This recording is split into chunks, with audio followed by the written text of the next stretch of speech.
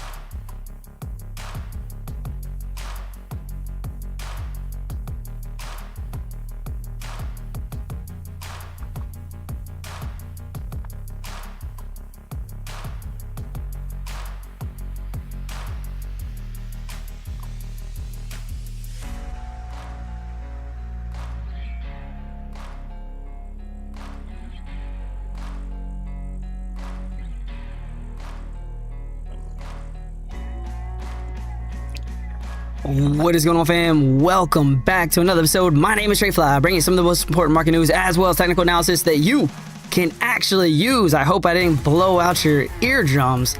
My bad. I did not actually adjust the volume on that, so it looks like my stream mix was down at about 15, so I'm probably coming in crazy loud. But that being said, let's go ahead and adjust that. I got it pretty high on my ears right now. There we go. All right, so let's say what's up to everybody in the chat. I see some people flowing in. Of course, we got my dude, Alex Crypto, getting in here first. I mean, legend in the chat, and he's like, I am first. I appreciate you, man. Thank you for being here. It is all love. B Team Crypto, how you doing, bro? Hope all is well with you. He said, walk. Let's go. Ada Ace in the house. He said, hit. Let's get it. Vegas Claws in here. Fourth, what up to you, homie? Dropping the otters in the chat. I appreciate you, man. And then Jesse, good look. What up, dude? Good to see you as well. We got Crypto Capred. How you doing? Dropping some otters in the chat as well. Let's get it going. All right. So, man, we're stuck in a range, and we have been stuck in a range for quite some time. We've talked about the range. It is very defined. We're going to go to the charts. We'll look at the range here. So there could be some opportunities of, revolved around those value area highs, value area lows. Where's liquidity sitting? All important things to note. And I do have a very hot spot on the map that we will talk about and how we can trade around that. So stay tuned, because I am going to give you the sauce on how we can work that into a potential trade. If you're in the Discords, it's a reason to be there, because we've kind of already looked at that zone. All right, so let's go ahead and get this party started. First thing we're gonna look at is the crypto bubbles. You can see rain's up 8.5%. It is pretty much diverging the market. Everything else, more flows up 3.2, but everything else is kind of on the downside, anywhere between 4, 3, 7%. AVAX is getting hit. Algo is getting hit 9.1%. Aave is getting hit 7.9%. So there are a couple movers in the wrong direction that look a little bit worse than the rest of them. I hate to see AVAX down 7.3%, but it is what it is. It is down.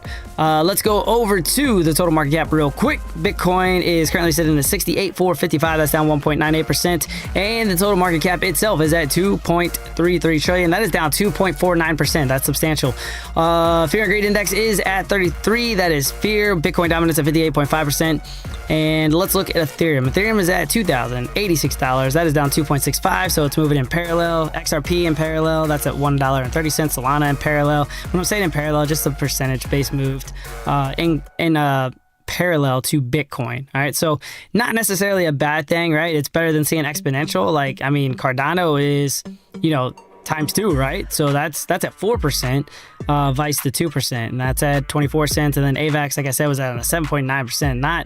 Not great for me. I do have some money sitting in AVAX, but that's all good. We're gonna weather the storm. That's what we're gonna have to do. First things first, let's get over to the news, and we gotta bring up my dude, Mr. Elmer Fudd. That's right. The Fun Alert is back.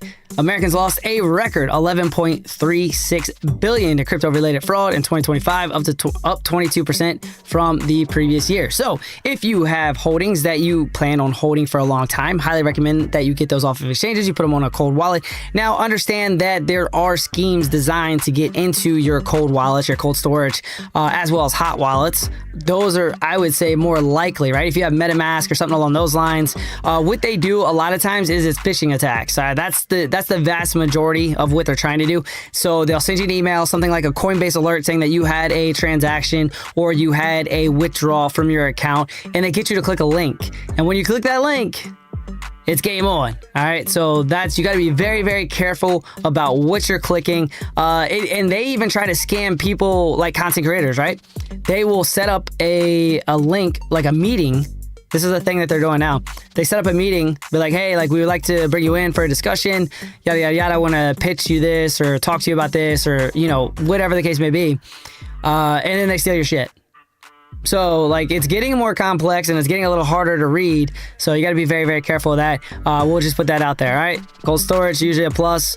Keeping it off some of the centralized exchanges, just in a sense that like, hey, if you're trading, cool. Like you leave some on. That's what I do. I leave some on because I like to trade, and that is what it is. I just fully accept that if something were to happen in the exchange, that money be gone.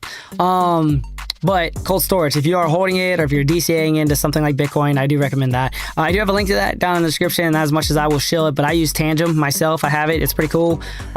Keep it in my wallet, which is dope. I just tap the phone and boom, we got everything ready to go. All right, let's go over to liquidity heat map. Let's go check that out. All right, so I did mention that. So look, the liquidation heat map. What are we looking at here? You got a hotspot. You got a big old hotspot down here at about 66.4, 66.350. All right, so you got a big hotspot. This is on the 3-day. I do like the 3-day in terms of looking for near-term price action. But I mean, you have a hotspot. So you know, sometimes I see it kind of as a magnet. Are we headed there? Kind of looks like we're trending up just a little bit right now. Maybe, you know, like maybe we don't go get that. But this really revolves around my trading style. Okay, so I see this and I'm like, all right, there's a lot of liquidity here. It doesn't mean like I'm just putting a limit order. So let's be clear about that. Like, it's just like, oh, let's see what this lines up with, right? How does that align if you start opening the charts and start looking at that? Well, we got a lot. All right, there's a lot going on down here. We got the weekly pivot that's sitting at 67. All right, so remember 66.4, 66.350. So pretty close. You got the POC. You got the golden pocket.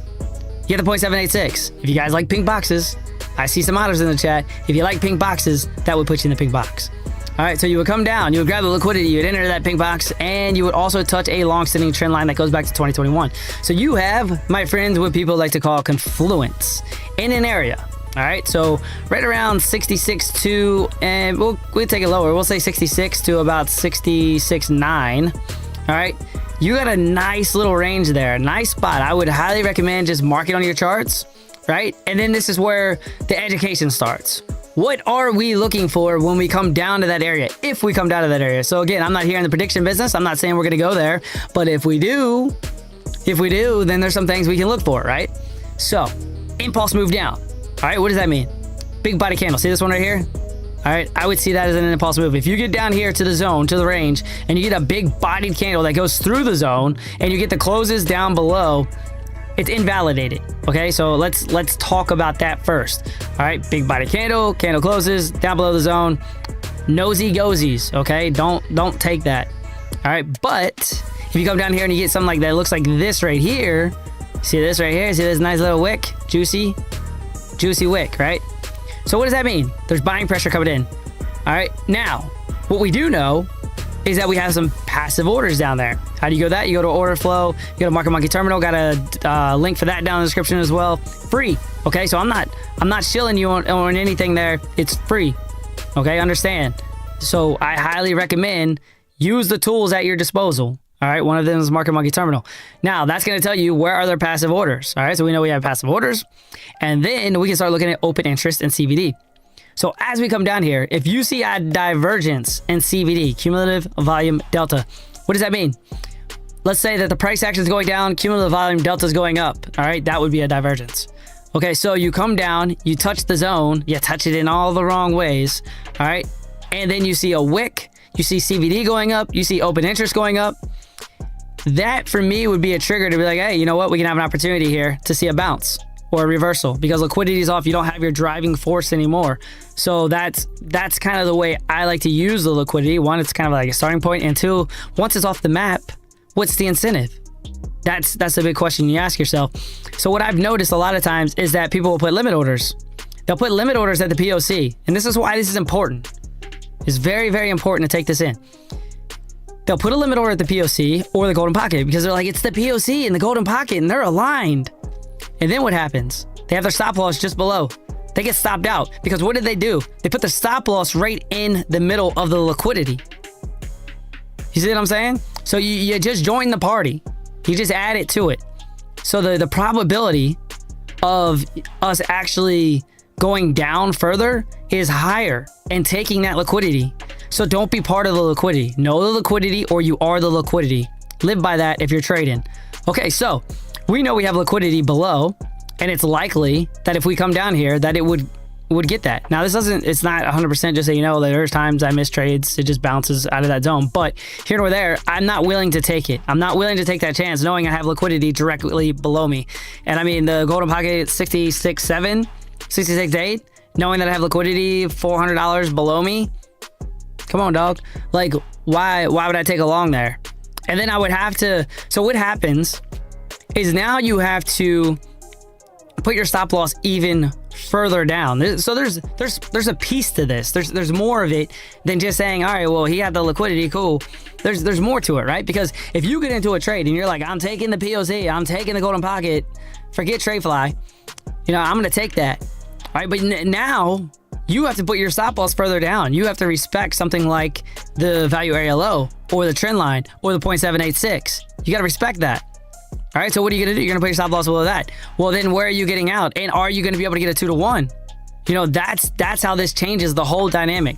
Because if you get a wick down right? And you see the buying pressure coming in and the passive orders get filled and the CVD is going up and the open interest is going up, the likelihood is it's probably going to go up. And then you can place your stop loss below the wick. That changes the games in terms of your risk to reward substantially. All right, because you're talking about a $500 difference. And if you're scalping or if you're intraday trading, that's a huge difference for what you're looking for. So yeah, that would be about $500 difference. So the better getting in there early is better, right? So that's kind of why I use that methodology in terms of my entry personally. All right, so I've done a lot of reading, a lot of research. You'll hear me say this over and over again. My entry, your stop loss. So that's what I'm looking at. You're looking at the POC, you're looking at the golden pocket. I won't say you, because some of you guys are, you have your own thing. You're smart, you use moving averages, whatever. You have a different philosophy of trading. But I would say the vast majority of retail, it's probably not even this smart, honestly, to use POCs and the golden pocket to be realsies. But here nor there, I look at that and I'm like, okay, cool. Where are they putting their stop losses? They're going to put their stop losses below. And that's rated in liquidity. So right in the middle of everything. So what I like to do is I like to see, there's a couple little cheats you can do, but let's keep it basic. If we get a wick and we close back above the POC and some of this, where this high volume node is at about 66,978, then we can look for a move to the upside. Okay, understand 50 has been, pretty important as we're making these moves. You get these little moves above and below the 50 SMA. I believe this is on the 4 hour. Just understand that, hey, like you could really run straight into resistance. So as I'm looking at this and as I'm gonna make this play or thinking about making this play, then if I break the 50, the SMA here, which is the lighter blue, if I break that, that's when I would get my stop loss to entry. Okay, so stop loss to entry, after you break the 50 SMA, you want to break, a key level or, an area that you perceive resistance, because you don't want it to just bounce off, come back down, retest the POC and then go up. That's really annoying. You'll get stopped out. And then you're like, damn, it did exactly what I thought it was going to do. You're gonna have to wait till it breaks the 50, right? So it may pogo around here, bounce back and forth between the 50 SMA, the POC, the golden pocket, and before ultimately making that push through. It's not gonna be perfect all the time. Understand, it's up, down, up, down, up, down, up, down, but it's generally gonna trend structurally in a direction. Right now, for this little trend going, to the, let's see what, the 26th, 27th of March, you can see higher highs, higher lows. All right, so structurally still sound. But you could pogo back and forth in this range a little bit. So as that moves up, hey, we break the 50, cool, got it. We break some of that volume, got it, cool. Stop loss entry. And then I probably wouldn't push it past this high volume node here. What am I doing? I'm really taking the trajectory of the 200 on the 4 hour, the high volume node that's sitting at about 68.9, we'll call it. And that's the way I'm looking at it. So let's put a box on it. Let's see, is the juice worth the squeeze? All right, we've done our analysis. We've looked at a key level, a key area where we can trade around. We've looked at where the volume is. We've looked at, hey, here's a 200 SMA. You can expect a little bit of resistance. It has been acting as resistance. And then we bring our little box up here. All right, so even if we were to stay under the trend line here that goes back to 2021, you're looking at a 2 to 1. The thing that you need to really understand, though, is that this will move based on that wick. When you get that wick out of this area, all right, that's going to be a big part of whether you're getting a 2 to 1. It could be a 3 to 1. It could just be a 2 to 1, right? You want to bake in your fees too, right? So 2.14, whatever. Understand 0.06 on both sides for the fees. So a little bit higher above like our level, right? Because you're not going to be perfect. And unless you're setting a limit order, which I say not to do, you're not going to be right on the POC. You're not going to be right on the high volume right now. It's discretionary trading. You have to let it develop. You have to let it talk to you a little bit. So let's say you take that, but the opportunity is there for a 2 to 1, 2.75, 2.725% move to the upside is very much in play with a 1.276 drawdown. Okay, so would I use leverage on this? Me personally, yes, I would use leverage on this.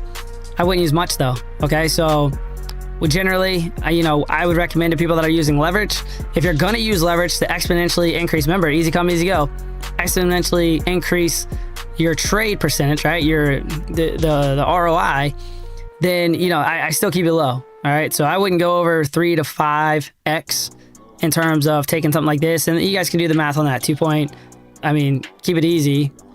You're looking, we'll just round it up. 3, 5, 15, take a couple off. We'll look at about 12%. Okay. So if you use 5x leverage, you're looking somewhere around there. So that's kind of generally how I go about this. Again, we've identified a key level. We got the weekly pivot, POC, all that good stuff, gold pocket, all lining up in one area.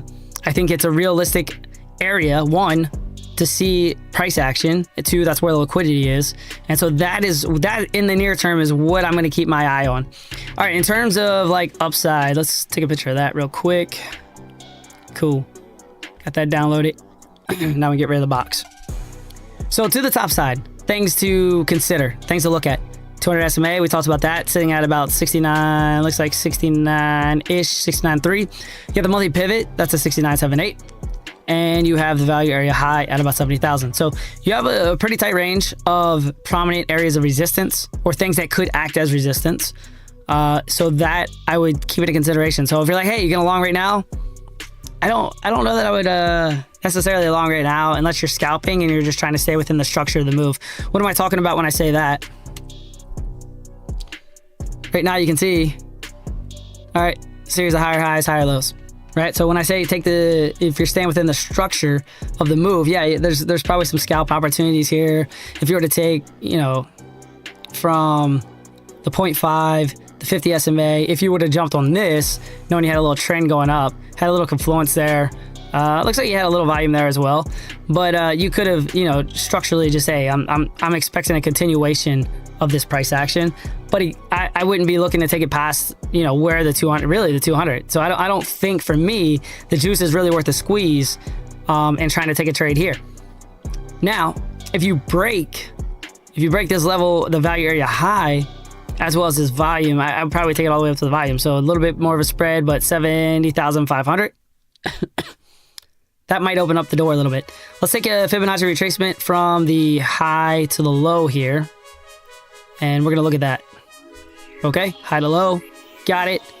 There you go. So that gives you the golden pocket at about 72K. So yeah, there's an opportunity to potentially take a little breakout, retest continuation, move up to the golden pocket. But this is a very clear horizontal level of resistance that starts at about 72. So this is going to be, for me, short-lived. I wouldn't try to push it past the golden pocket or the horizontal level at 72. It's just been too prominent of a level where we've seen multiple rejections. And again, stay within the structure. All right, you can see what we got going on. Just extend it out. Cool. Stay within. That's generally my game plan usually when I'm looking for a continuation type trade of price action. Stay within the structure until it tells you something different. So, if you're taking, up to from 75 to 72-ish in that area, it's potential opportunity. And what are we looking at? You're just looking at something where it breaks here, little retest. That would be where you're looking to enter. And then you're looking for a move up. And then that would be where you get out. So that's something to keep an eye on. Again, multiple ways to skin the cat here. Let's see what I got in the chat. We got my man Army Piper, Big Booty Candles. How you doing, bro? Good to see you.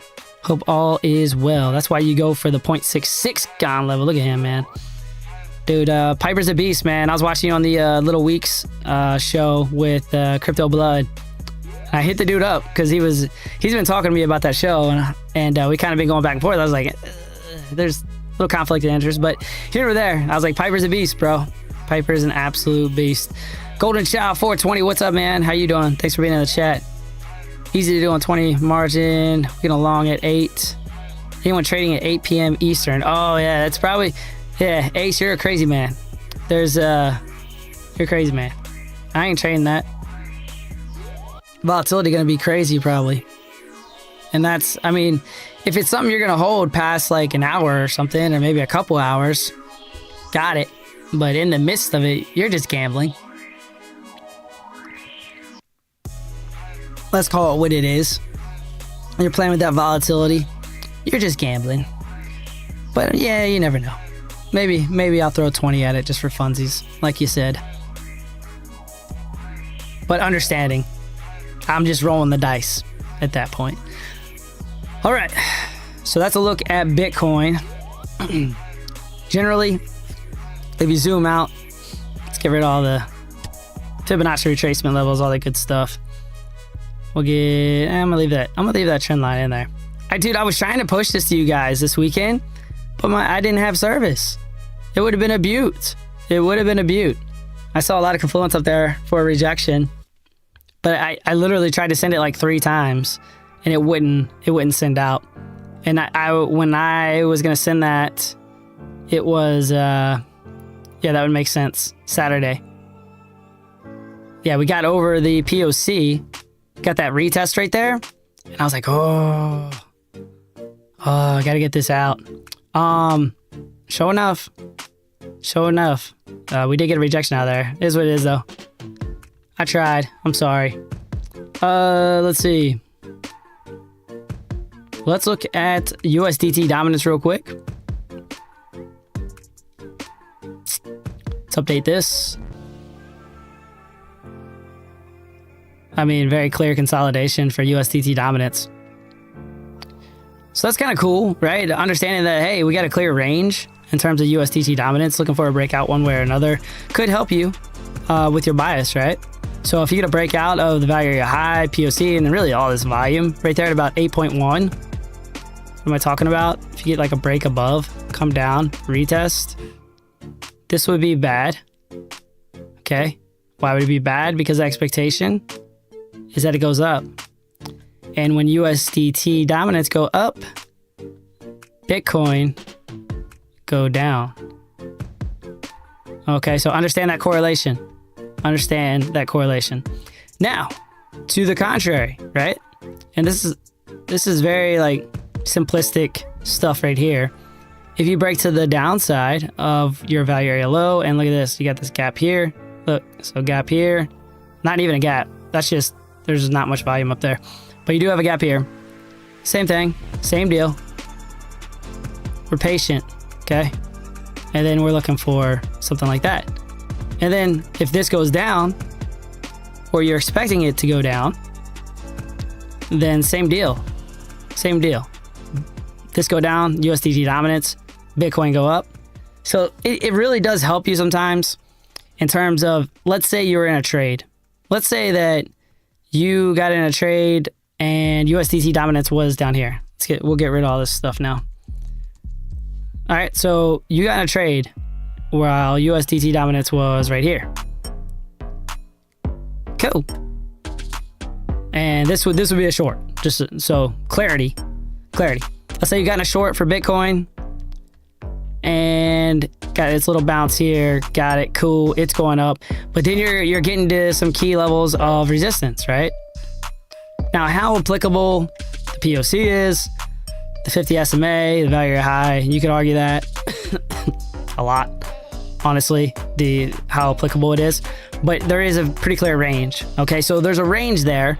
So you would anticipate a rejection right in this area, right? It looks like you got the first inkling of it, but that could just be one before you get the real one.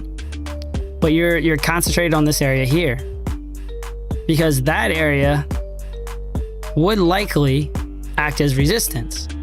And what does that mean? Well, if it comes up and it rejects, USDT dominance go down, Bitcoin go up, right? So if you're looking for a long position on Bitcoin, which we are, right, down here. And if you're looking at it, the parallel is there. What do I mean by that? Well, if you were to come down and you're going to test those levels down here, all right? That means it has to further go down, or go down further, all right? So if it has to go down further, is there room for that with USDT dominance? The answer is yes, there is room for that. There's room for it to push to the upside, hit a significant area of resistance, while there's room for Bitcoin to move to the downside and hit a significant area of support, as well as liquidity. The stars are aligning. You know, that's something you have to start thinking about. Okay, cool. Let's look at total market cap. Does that have a dog in the fight? It does, and it looks very similar to Bitcoin. So we're looking at this level down here. Cool. See this little trend line? Yep. Support. Lots of bounces. So is there room for it to push down? My argument would be yes, there is. You could get a move down to this level right here. Looks very similar to Bitcoin, right? The parallel is there in terms of where the price action could go realistically, understanding that we have support multiple times in that area. And then what would the expectation be? Expectation would be a bounce. So Bitcoin, total market cap bounce, USDT dominance gets rejected. That is when you have confluence between charts. So again, that furthers me continuing to look at that area, right? It's just more validation to continue to look at this area for Bitcoin, which is right or just under 67, so 66.8, 66 on down. All right, and again, we know that we have the hotspot of liquidity that's sitting in that range too.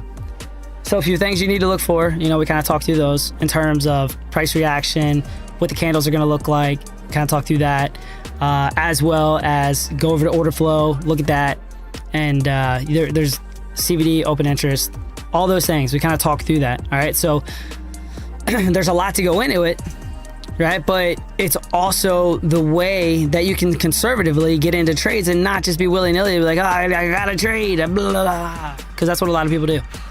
They're like, yeah, POC, got to take the trade. But do you? That's the thing. And what I'm trying to give you is something that, takes some of the variables out of the equation, right? Finding confluence, finding the liquidity, and then seeing that the market is going with you, right? Is the market, telling you what you want to know? And so we can look at something like this. 5-minute open interest doesn't look great, but let's draw this real quick. So you get down to that key level for Bitcoin. One, you're gonna want to see open interest go horizontal, and you're gonna want to see CVD go up. Ultimately, what you should see on the lower time frames, I'd say 5 minutes and below, is that open interest begins to align with you, so that you have confluence between price action, CVD, open interest at a key level that we know that we have some order sitting at, we know we have liquidity sitting there. And so that would be the recipe for me to be like, you know what, cool, this is good enough. Now, if you don't get that, let's say to the contrary, I wish I could hit exit or Command Z, but it is what it is. All right. Here's something for you to take a look at though.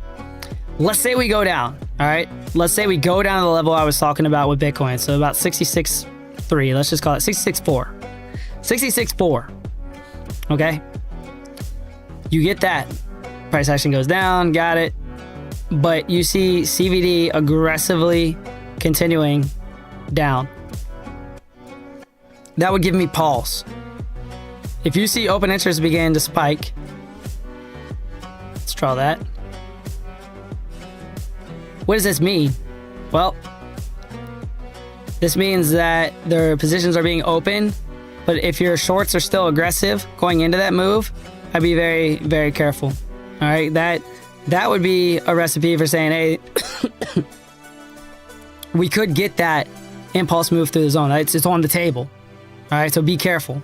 Be very, very careful. So, understanding how to read this, because you're like, hey, open interest going up, and then it was going up the other way too. Like, hold on.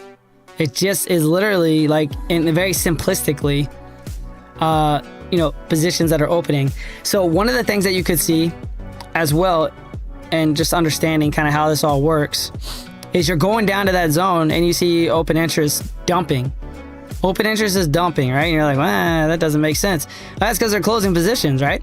If they're in a short, then they could be taking profits, or they could be closing a position because they don't want to get stopped out, or they've lost enough money that they're like, I'm done. I don't want to play this game anymore. So the positions are being closed as it approaches the key level. So that's why CVD is really, really important, because that's in telling you whether longs or shorts are more aggressive. Okay, so that's there's some nuances here And what I would recommend you guys do, or what you should do, if you're just starting to mess with open interest and CBD specifically, see this little button here? See the camera button? Take a picture. Take a picture of it, copy it, drop it in your favorite AI. I don't care if it's Chat, Gemini, whatever the case may be, and let it do the work for you. Because it will. It'll identify order blocks. It will tell you what it's seeing with both CBD and open interest. Now, the big thing that you need to understand if you're doing that is that it only has the context that you provide. Okay, so if you're only giving it a 5-minute look-see, understand that that's the information it's going to give back to you. If you want something, maybe a little bit more, of a trend, that you might want to zoom out a little bit, 15-minute, hourly, whatever, and zoom out a little bit. Give it some more context, because this can build a picture and it'll change. So whether you're scalping your intraday or if you're trying to do a swing trade, all of that can change based on the time frame that you're on. Hopefully that makes sense. All right, let's go back over to the chat real quick. Let's see what we got in here. We got Jessica. Look, Vegas called Liquid Diddy will tell you what you need to know, no doubt about it. That's Liquid Diddy, man. It'll touch you in all the wrong places. I ain't saying, I'm just saying. All right, let's go to Ethereum. Take a look at that. I do remember talking about Ethereum, saying, I think, if I remember correctly, it was looking all right. It was looking all right in comparison. Still maintaining pretty well above 2,000. That seems to be kind of the hot spot there for Ethereum, right around 2,000. You got the POC, high volume area node. So you're staying, you're trying to stay above the moving averages, but you are staying above the POC, a high volume area node. That's why we have this blue arrow right here. Ding, ding, ding, ding. All right, so that is telling you, hey, it's a key level in terms of the way I perceive things. All right, so, dude, beautiful rejection off the value area high. Jeez. So, when you're talking about the fixed range volume profile right now, it is fire. Okay, so, you're getting bounces off the value area low, the POC, and the value area high. So the opportunity to trade these ranges is there. If you look at Bitcoin and you feel like, hey, the bias is for some upside, there could be that potential for looking for a move. Really, you got the bounce right there. For a move back up to the value area high. That's something to keep an eye on. That would not be bad. But you kind of know the things you need to look for. You know the things you need to look for Bitcoin. Bitcoin to me is the North Star. Bitcoin's daddy. There's not a lot of divergence right now between Bitcoin and the altcoins. When you start playing altcoin whack-a-mole, when altcoins are doing what they want to do, when they want to do it, a lot of times you see that after Bitcoin's made a move. Okay, so when I talk about altcoin whack-a-mole, Bitcoin will go up, right? Bitcoin will make a move up. It'll finally break out of a range. And the altcoins will follow in parallel, but then a lot of times what you'll see is Bitcoin then starts to consolidate and range. When it starts to consolidate and range above that area, so let's say we have the high of the range and it breaks above and it's bouncing above, that's when you start seeing altcoin whack-a-mole, as I call it. All right, what does that mean? Altcoins do what they want to do when they want to do it. And you're sitting there trying to play catch up. You're like, are you in the right coin at the right time if you're trading? So, anyways, I'm trying to remember how the hell I even got to that. But anyways, so looking at Ethereum, you got very defined ranges right now. POC, I would say, mark that on your charts, 2060. Value area high, 2153. That's a pretty prominent area, and you have volume associated with it. You've seen multiple rejections, impulse move down through. That's key. That's key in my book. Yeah, so BTB and the North Star. I think that's how I got on the altcoin whack-a-mole. So looking at that, if we get a bounce or Bitcoin is at an area of support, then I think the long is open for Ethereum if you want to. If you prefer trading Ethereum, because you're going to get a little bit more of a move. 2.95%, is it worth it? It was in comparison to 2.7. So I would say I would still probably just lean towards taking Bitcoin in terms of a trade, just because it's more defined. We have more confluence. You don't have to rely on external factor. Like the Ethereum trade would rely on Bitcoin. Vice Bitcoin doesn't need to rely on Ethereum, and you're getting about the same percentage move. So that for me, why not just trade Bitcoin? Looking at the value high in this high volume area node right here, if you do get a breakout retest, yeah, looking for that continuation trade right there. Again, 2160 is where your value area high is, and I do think you can get a little move up. I mean, you don't have a lot of volume there. You do have the bottom of this range that coincides with where you do start to see some volume right here at about 2320. You know, I think that's in play. But you're gonna have to break this range. That's what I would be looking for. Let's see. Let's get rid of all that. Coming down. All right, let's talk about the bottom side. All right, so that's the top side love, right? POC up to the value area high, probable, based on Bitcoin, and then you have this big gap right here in volume. So if you lose the POC, I mean, it did have some closes below the POC, but I mean, just be on the alert. So what could happen? Let's kind of think through this schematically, or how these things will run in parallel. If Bitcoin moves down, this is your first area right here where you could see a bounce. Right there, kind of the bottom, right? Range right there. You still have a little liquidity, right? Just a little bit. If they move in parallel, you could come down. You could grab what little liquidity is down here. Understand, let's see. Let's talk about that. Right in here, right? So these wicks, and then just below. And that kind of lines right there. You can barely see it, but there's a little bit of volume right there at about 2026.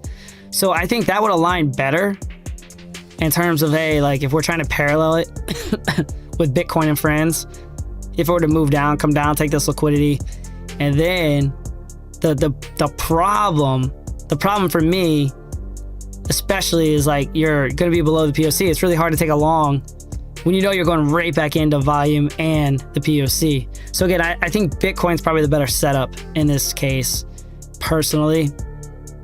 Let's do a fixed range volume profile from this low to the high. That just brings you back. Let's do a little bit. Let's take it from the actual swing low. So let's go in pocket.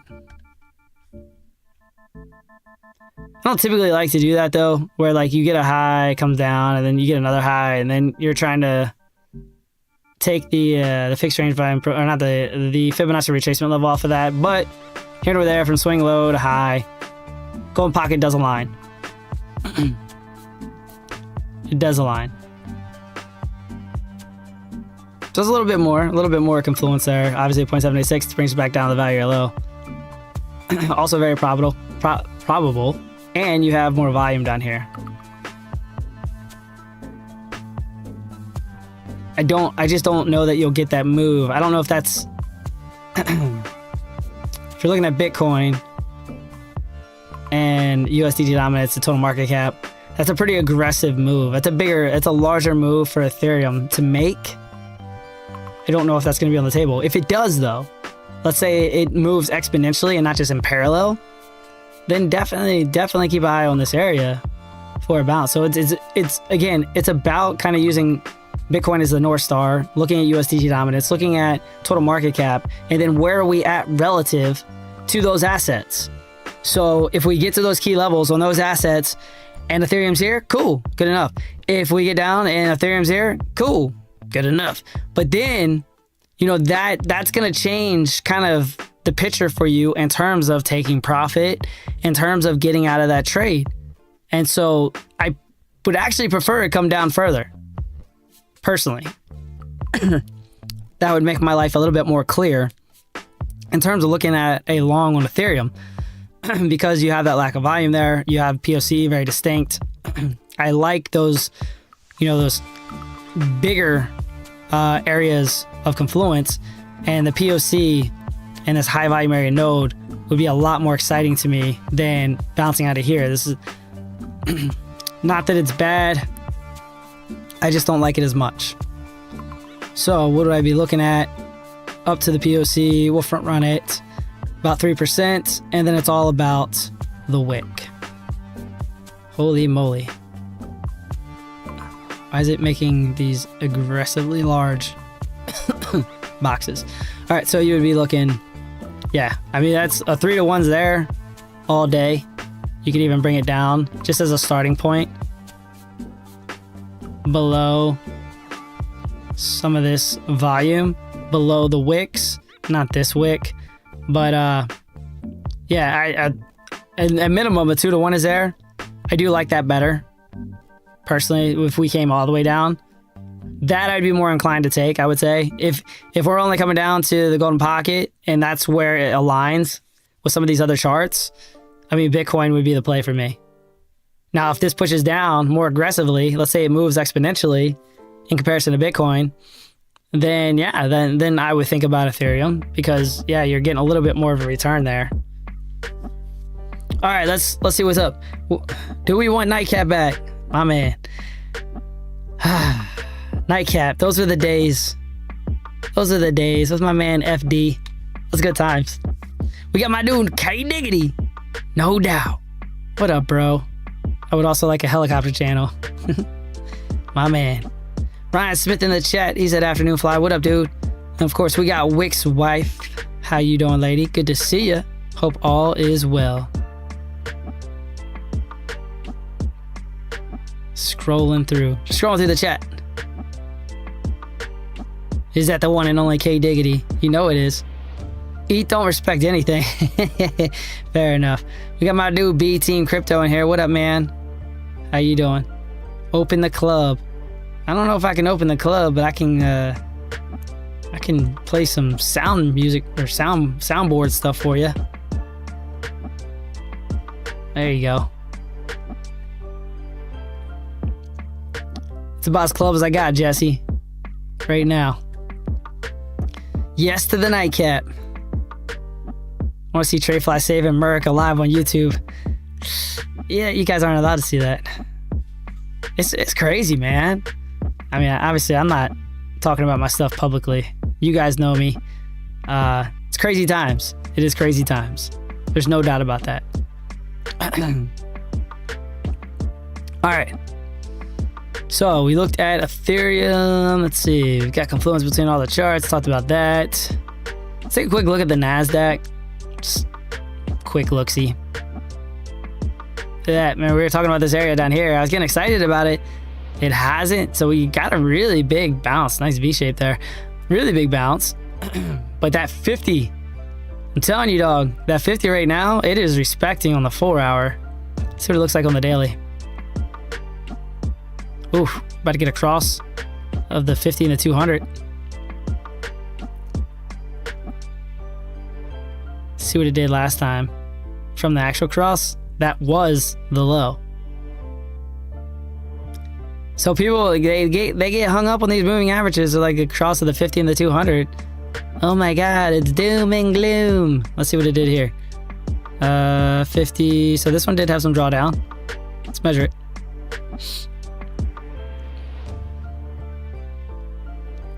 Let's just measure it to the low. 25%. That's significant for the NASDAQ. Let's go back to this one. Low was already in. This one did have a little bit of drawdown. Let's measure it. 16%. Significant for the NASDAQ. I guess the moral of the story is here, like just because you get across to the 50 and the 200 doesn't necessarily mean downside. Remember, it's very lagging. When you talk about the 50 and the 200, it's very lagging. But that being said, guess the potential's there if you believe in it. But yeah, I'm still looking at this. Retesting the high of this range. Somewhere around 20 to 20,002.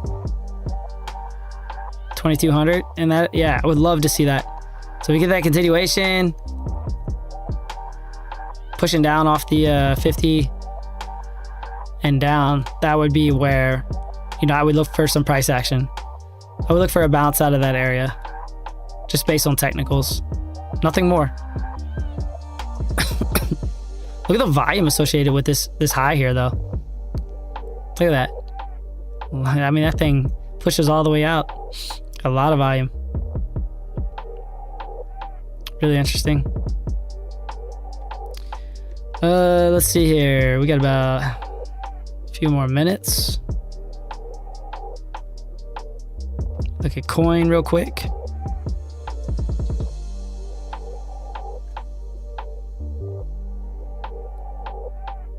Dang. Came way down, man.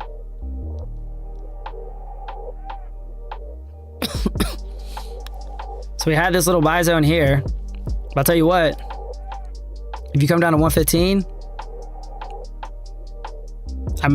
I may actually buy. Why is this a buy zone? Well, you're just looking at the previous price action, and you take the liquidity. Like, I mean, look, this right here comes down. What liquidity is below there? Gone. Look here, below, gone. Right? So it took all of that. So a lot of that's off the table. The incentive to continue to drive the market is less, but you come all the way down here to 115. That could be interesting for coin. This is Coinbase, so you know. I would think about it. Let's do a macro fit, right? Let's take the absolute low, December 2022 to the high. I just want to see. To the high, and that's around the 0.786. Interesting. Do I have a alert on that? What am I doing? What are you doing, Dan? There it is. Crossing. Cool. Price horizontal only once. That's fine. Okay. So there you go. I will get an email and a push notification to let me know if coin comes down here. I am interested in that level for sure. Because again, all liquidity below, I mean, 1, 2, 3, and the trajectory right now of the move. I'm not saying it's going to happen, but if it does, why would we not be primed and ready to go, right? So 115 looks like a good spot for Coinbase for a bounce. I wouldn't take it. So let's talk about if you were to take a trade on Coinbase. So you're not taking it higher than the low, which is a 19% move. And that'll allow for about 9% of drawdown for a 2-to-1. Yeah. I'd be all right with trying that. Again, you're going to see some buying pressure. You're not going to see closes below, right? You get that impulse move through. You get a big body candle that just pushes right through. Nosy goesies. And I mean, it's really that simple. Come down, you get a wick, get some buying pressure coming in. Cool, let's play. And then just don't push it past, you know, what we see structurally with the price action. All right, 1, 2, 3, all acting as support. You're likely to get an impulse move through the zone. All right, so you're likely to get an impulse move through. Put that back. Through the range low or the lows here.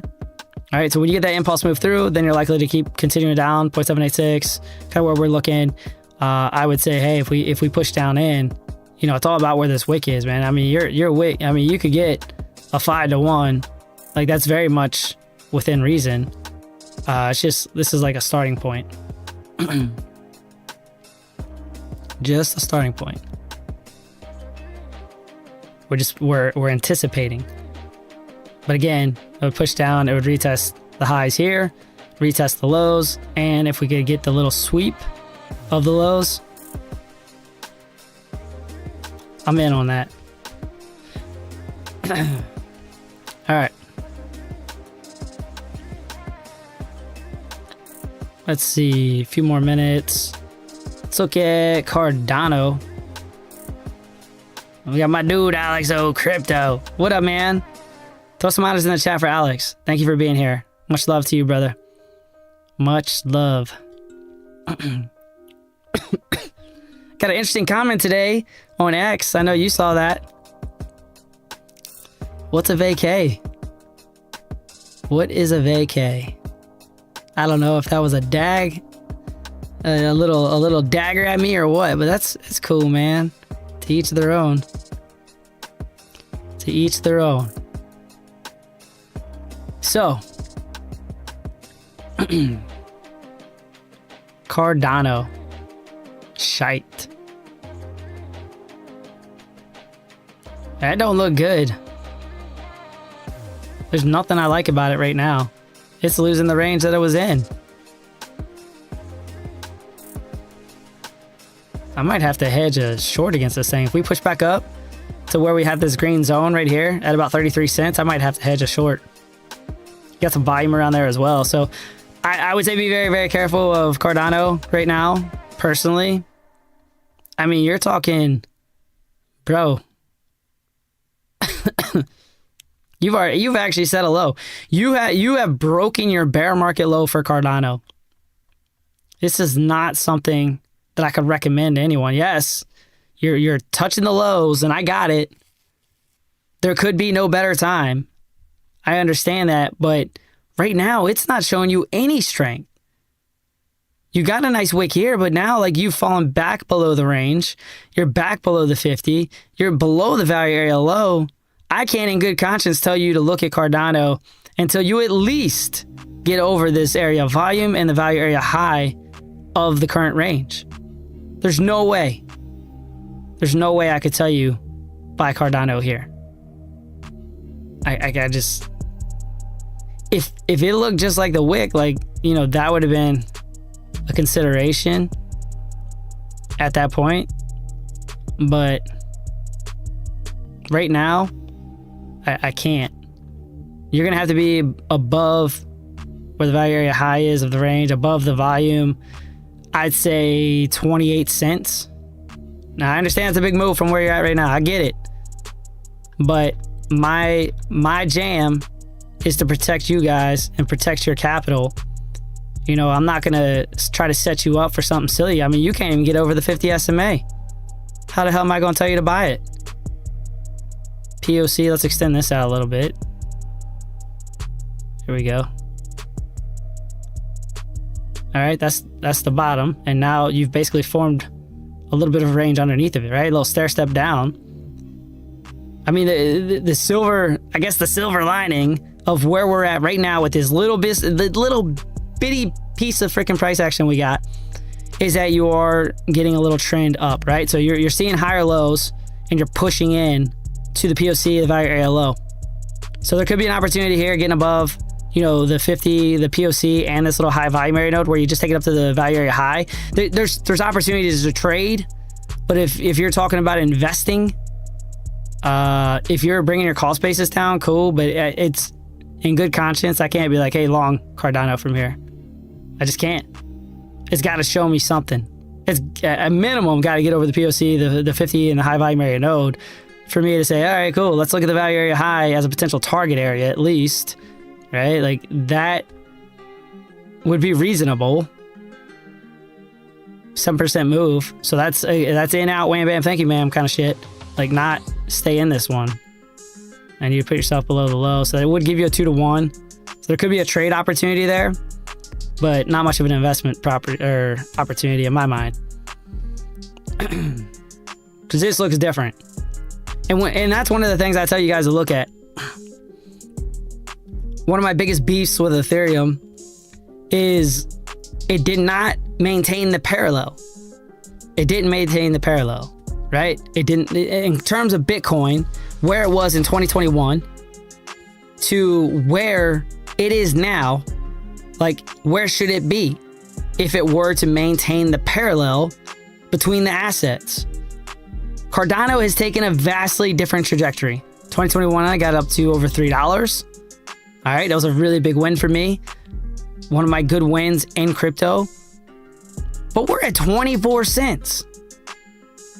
Even if you were to have bought at $1, which was where you were finding support in 2021, and yeah, mostly 2021, it hit $1 over and over and over again. And that's the area that it was just like, this is support. You had a couple wicks down below, taking liquidity most likely, sweep the lows and go, right? Sweep the low and go. This thing right here at 24 cents, as Bitcoin has continued to go up, Cardano has continued to go down. So yeah, there's potential exponential returns on the table, but like, it's not showing us anything. It's really not. And you can already see, like, this, in terms of looking for something a little bit more longer term, you know, yes, I have DCA'd into Cardano for the record too. I have. So yes, I am down. I am down on my DCA. That is why I've kept all of my investments to $1,000 a piece. Like, I'm not aping into any of these. I'm lowering cost basis. That's all I'm doing. So $1,000 at a time of the assets that I want to get into: Cardano, AVAX, Solana, and most of them are upside down, to be honest, which it was anticipated, because we're talking about DCAing until we get to Q3 of this year. That was the game plan. Because if the market turned on me and said we didn't have the traditional 4-year cycle, I wanted exposure. There was a game plan. And then Q3 is when I'm expecting this market to turn.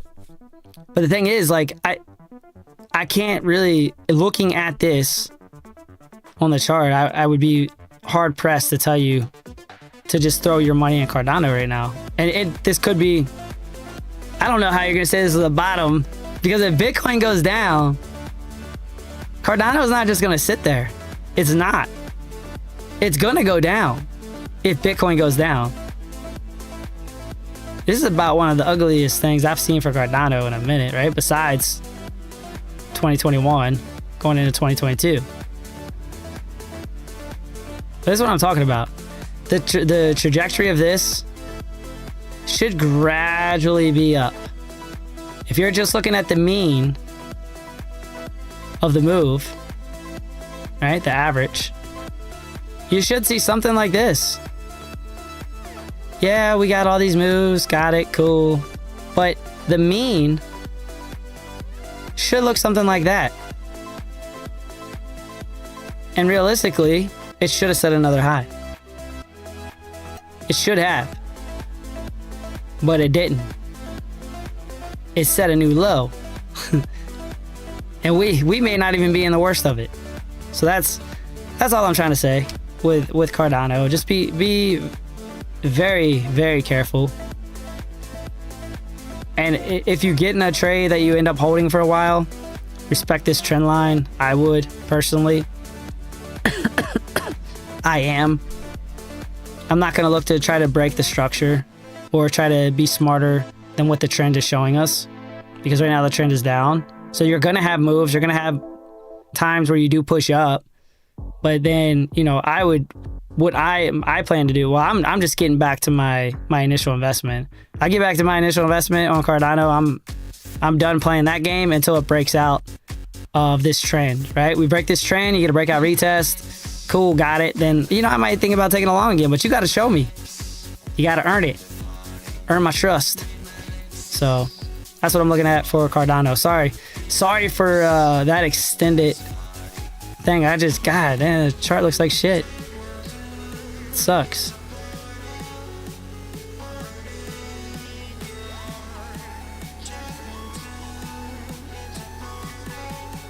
We're on a 4-hour. I will say, like, in terms of, like, God, that sucks. This is the one thing I don't like. If you were to stay in this range and you just wick down to take liquidity down here, cool, man. Sweep the low and go. I got it. But, like, to stay in start to consolidate below the range, it's not enticing to me. See something like this, stay in that range for a while, got it. One more little sweep, boom, impulse move to the upside, got it. That's cool. Like, that that makes sense to me. Same deal.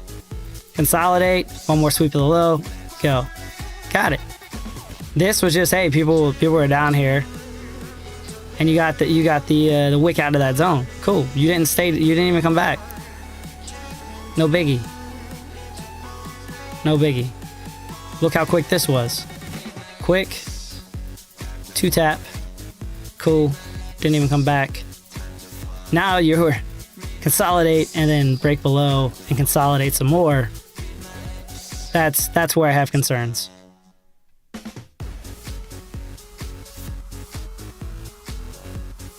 Eight ace. I'm sorry, man. I'm sorry. I know your heart's hurting, but it's probably where you'll buy, knowing you. Who else we got in the chat? We got JD in here. BTC pumping right on. I'll take a look at it right before we go.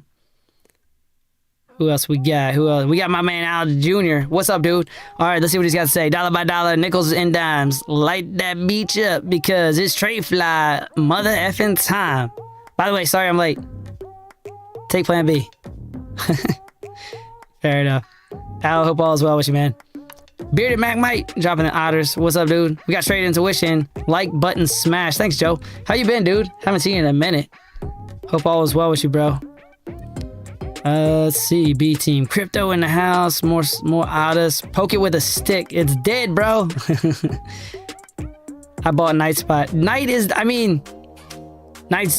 a little different, right? There's some hype behind it, so I get it. I know 8 Ace is pretty hyped about Night as well.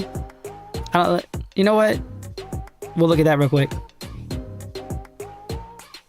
I don't even think I have Night on here, to be honest. But we will. What do we look at? You want to look at Binance? We'll look at Binance real quick. USDT Perpetual. See what that's got going on.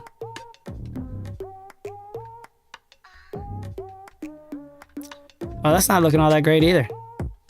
Had that big push up. You're already coming back to where the low is. And you're sitting under the high volume area node on the 4 hour. And you're sitting under the moving averages. So, yeah, same kind of deal, man. Same kind of deal. This is key for me.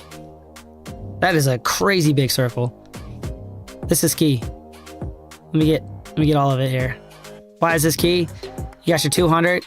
You got your volume. Right? That's your 50, but whatever. You guys get the point. That's going to be key for me in terms of getting above that.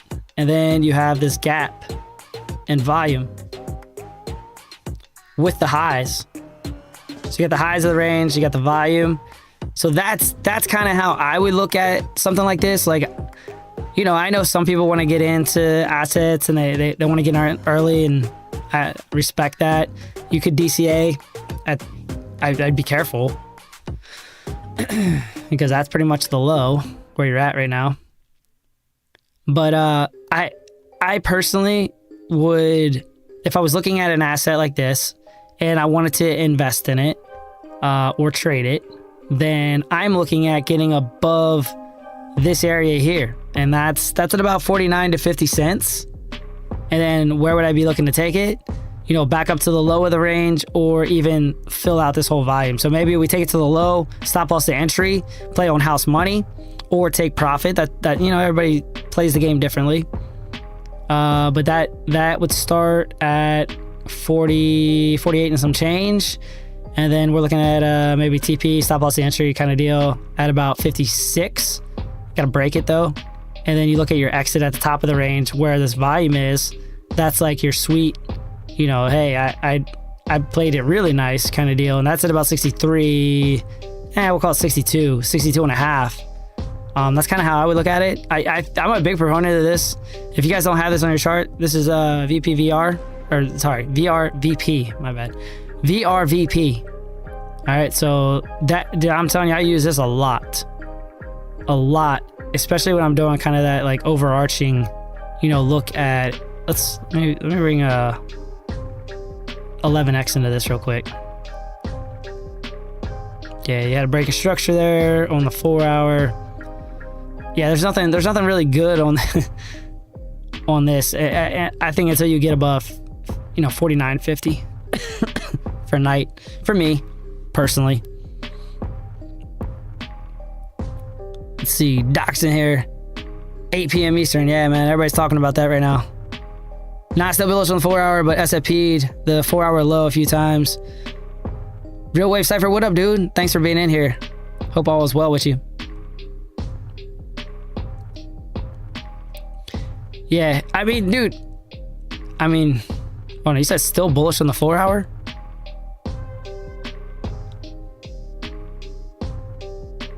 You're bullish on the 4 hour for night? Is it? Are we talking about the same asset?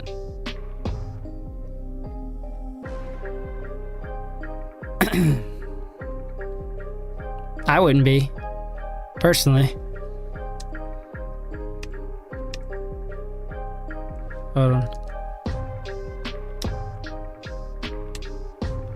So what I'm looking at right now, let's say we're on the 4 hour.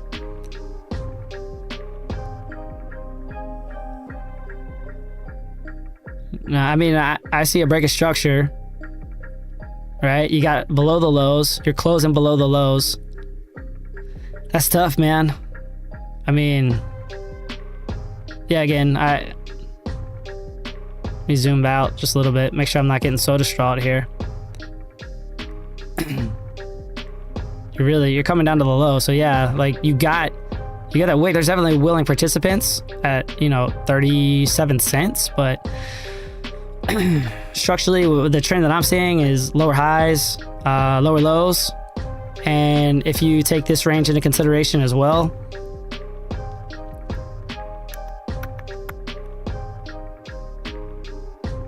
all depends on where you want to start the range. Guess we get started here, but that's where it breaks. Oh, come on, that's dumb. Here we go. Sorry, wrong one.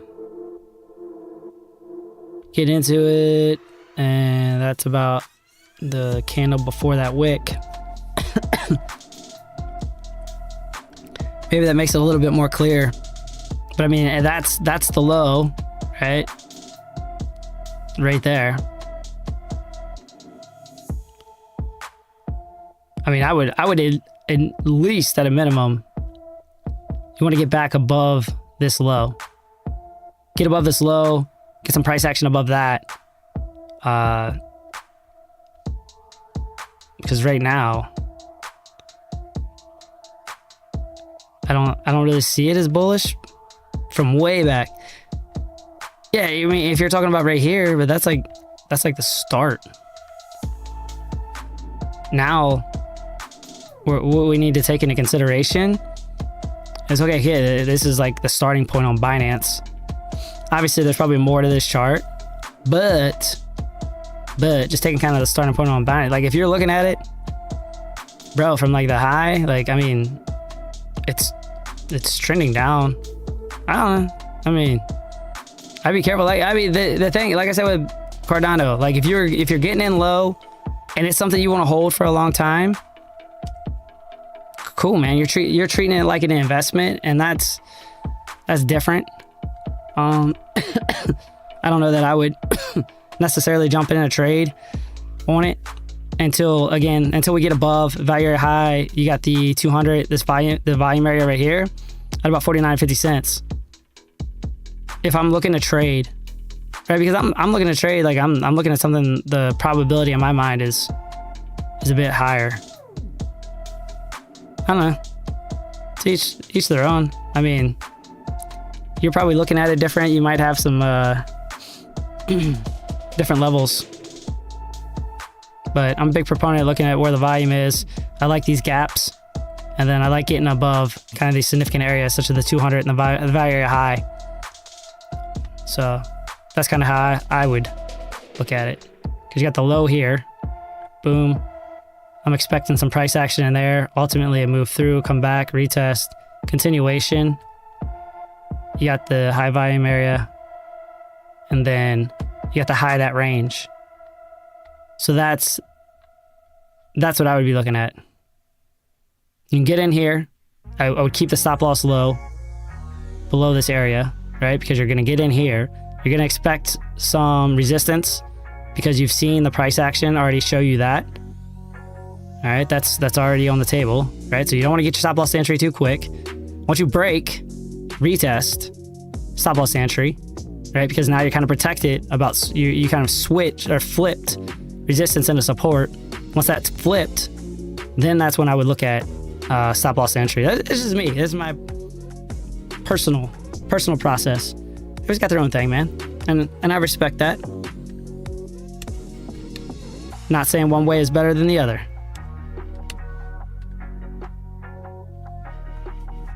Just tell him it looks like shit. Yeah, bro.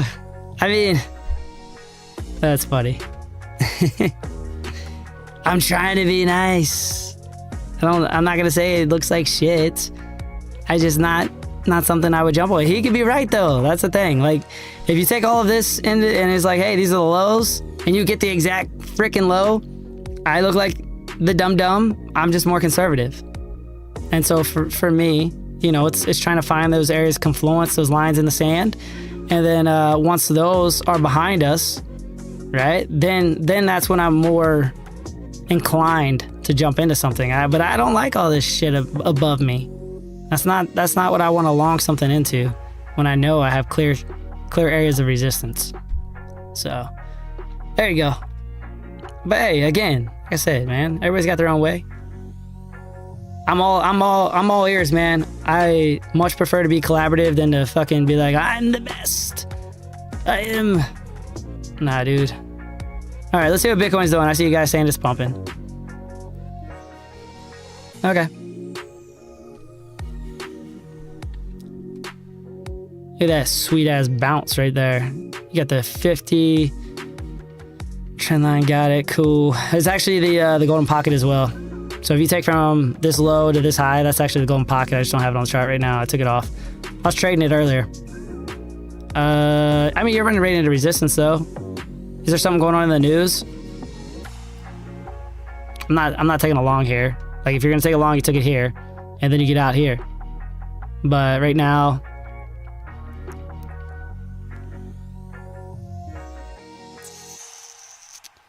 yeah, that's kind of tough to bring that out. I'd be open to maybe a long up to about 72. Like, once we break the value area high in this trend, I'd be open to that. I would say like my better spot, or my spot that I'd be more inclined to take a position, is probably actually a short from 72, just understanding what we've seen before and knowing that that is the actual, what is that? It's golden pocket of this move here. You got like overlapping golden pockets, which is interesting. So you got higher time frame shit, and then you got this high to the low right here. So overlapping golden pockets, which is interesting, right at 72K. So would fully anticipate seeing a little rejection out of that area. It's just a matter of does this trend line come into consideration. I would not be too worried about it. I would say, hey, rejection, come back down, retest the high, which is the value area high. That would be more enticing to me.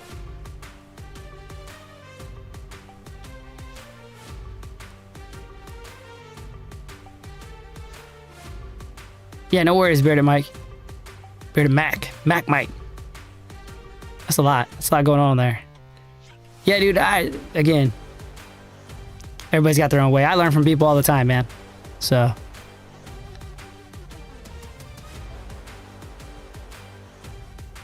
All right, let's see what else we got. What's a 2-week ceasefire do to crypto? Pakistan is trying to mediate a 2-week ceasefire. And the Strait open for 2 weeks. Well, the U.S. wants a ceasefire. Iran does not. And when I say that, they want no more, right? They don't just want a ceasefire. They want this thing done. All right? They don't want to deal with this anymore. And that's understandable. Understand, Orange Man, the old Trumparoo, he's a negotiator, man. He's a businessman. So when he says ceasefire and he's negotiating around the the straight. Like, he's trying to get the best deal for the U.S. What's in the best interest of the U.S. or the best deal, we'll say. I don't know if it's the best interest, but what's in the best deal for the U.S. Is not going to align with what Iran wants. So I understand the consideration to mediate for 2 weeks. That makes sense. I think that if you get news that's good news, like a ceasefire, anything along those lines, you're going to see movement in the market.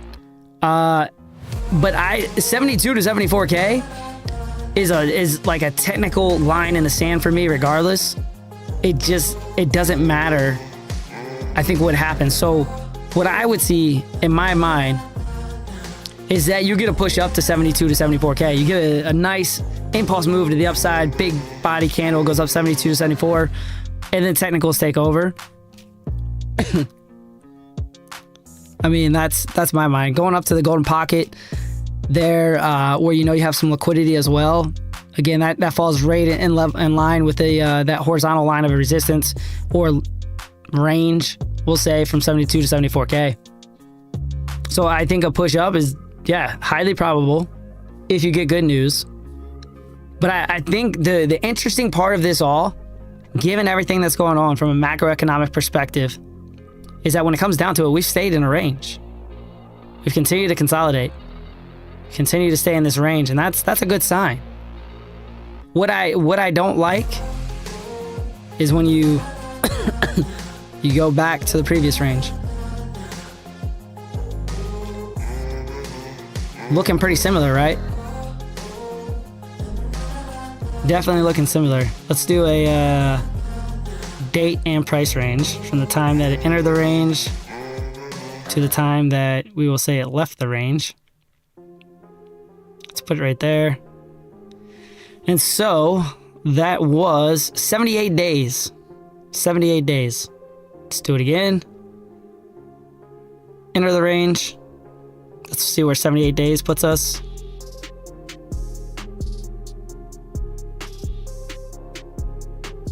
Right there. So this is one of my big concerns. Take this down.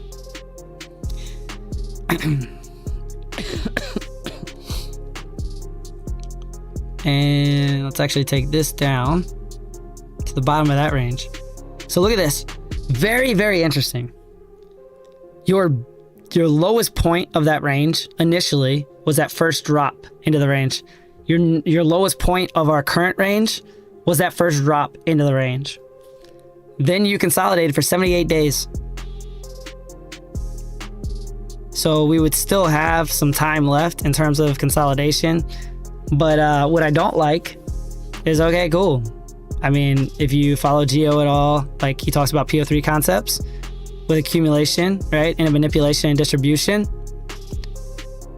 I mean, it's damn close in terms of price action.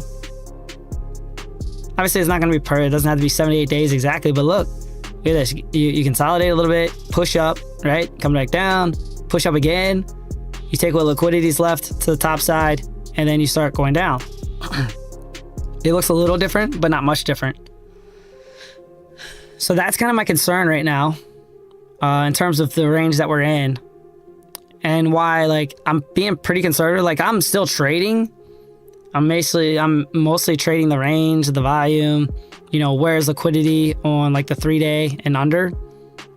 But when it comes down to it, like significant capital, I'm not putting significant capital into anything, right? Because I need to get above 72 to 74K, and I need some candle closes above that to make me feel better about actually jumping into some stuff with significant capital. And then I'm not looking for much of a move, right? You're taking the top of this range and you're only looking to the bottom of that range, really, when it comes down to it. So let's take the very top to the very bottom, and that's only a 6.5% move. And that's all we can do. I mean, we're looking for a change of character. That'd be great. That'd be awesome. Candle closes, change of character. Got it. You're not looking for a huge move, but then you're looking for it to start to range above our current range. So if you get some price action in here, then we're feeling a lot better about things, right? Because that's your first real break in terms of like structurally what we're seeing. All right, so there it is. Consolidate, stair step down, consolidate, stair step down. I mean, unfortunately, this is still on the table to see a move down, and then you kind of range below, which is the next stair step down. That's definitely on the table. But it's hard to be like, hey, that's gonna happen. Like, how could I say that? Because we're in the middle of a range right now. So I get more bullish if we break above, you know, like I said, probably about 74. Get candle closes up there, then that changes things drastically. But if you break below and you get candle closes below the zone, you know, you got to zoom out, come back over. Cool. What are we looking at? Well, I got a big line here for you. Because we know liquidity's down here. And you just have a nice little horizontal there. Let me see, it might line up with a Fibonacci retracement level as well. I had a fib on there, but I took it off because it clouds up the chart a little bit. Stay bear market lows to the all-time high. Yeah, so you're just right at about the golden pocket, maybe a little bit high in terms of that horizontal.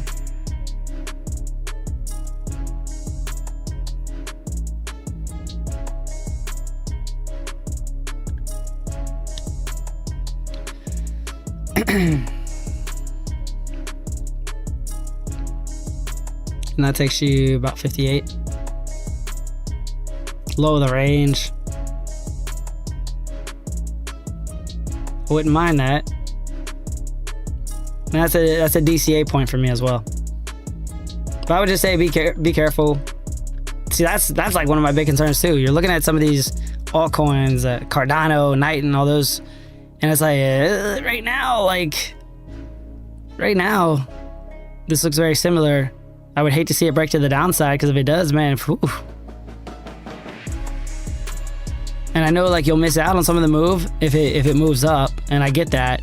But if you move up and you get out of the range, that I think opens up the door for movement for some of these altcoins. All right, man, we went pretty long today. I think I'm gonna wrap this one up. Hope you guys enjoyed it. Let's see. Didn't give a shout out to 2bit yet, so if you guys do want to come over to 2bit, all right, there is a promo going right now where they give you both deposit and trading bonuses. So TF Save 20, that'll give you 20% off of your trading fees, right? That's perpetual, okay? This is not like, that's not a promo, just so you know. TF Save 20 gives you 20% off your trading fees, all right? And that stacks up. Compare it. Just go out and look at some of the other deals, right? If you're saving 20% on your trading fees, that's legit, all right? And that's perpetual, okay? That's forever. So I'm basically giving you my commission. That's how that works. But there are deposit bonuses, there are trading bonuses right now that's happening, and you can win, or not win. You can get some free money just by trading on 2bit with me. That is my exchange right now. Hopefully you guys come over and check it out. Let me know if you do. I would appreciate it. And maybe we'll do some giveaways too, associated with that. We'll figure it out. Maybe I'll give you some of my money. You guys make me some money, I'll give you some money. How about that? Sounds like a deal. All right. I hope you guys have a great day. Thank you for tuning in. Hope you guys got something from today. Much love to you guys. You guys are amazing. As always, do the whole like and subscribe thing. That does help me grow as a content creator.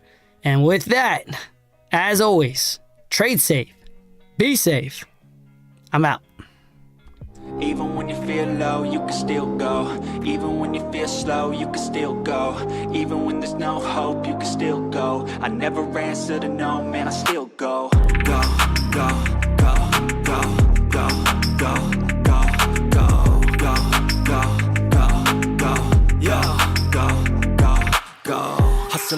hustle every single day. I'll be making moves till I'm buried in my grave. To the system, I don't wanna be a slave. I've been doing shit my way, or the highway. And in the driveway is a nice range, cause I grind through the climb, I invite pain. You'll never hear me, bitch, nah, I don't complain. Just gotta flip the switch and you can go and obtain anything you want, anything you need. Your mind's got the key ingredient, it's belief. They deceive with the negativity, but I just slide right by that energy. Even when you feel low, you can still go. Even when you feel slow, you can still go. Even when there's no hope, you can still go. I never answer to no, man, I still go. Go, go, go, go, go, go, go, go, go, go, go, go, go, go, go, go, go, go,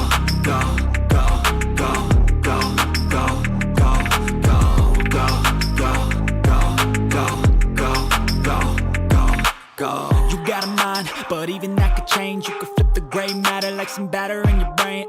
That's why they say, fake it till you make it A. And if you play that game, then you just might make a change. Rearrange all the bad to okay. Take the worst thoughts saying, turn them to a game. Take the best thoughts saying, put them on display. On repeat in your brain till you're feeling no more pain. Never slow yourself down, you can do some more. Push past all the pain and you'll find a door. Open it up and finally explore everything that you thought you could never do before. And even when you feel low, you can still go. Even when you feel slow, you can still go. Even when there's no hope, you can still go. I never answer to no, man, I still go.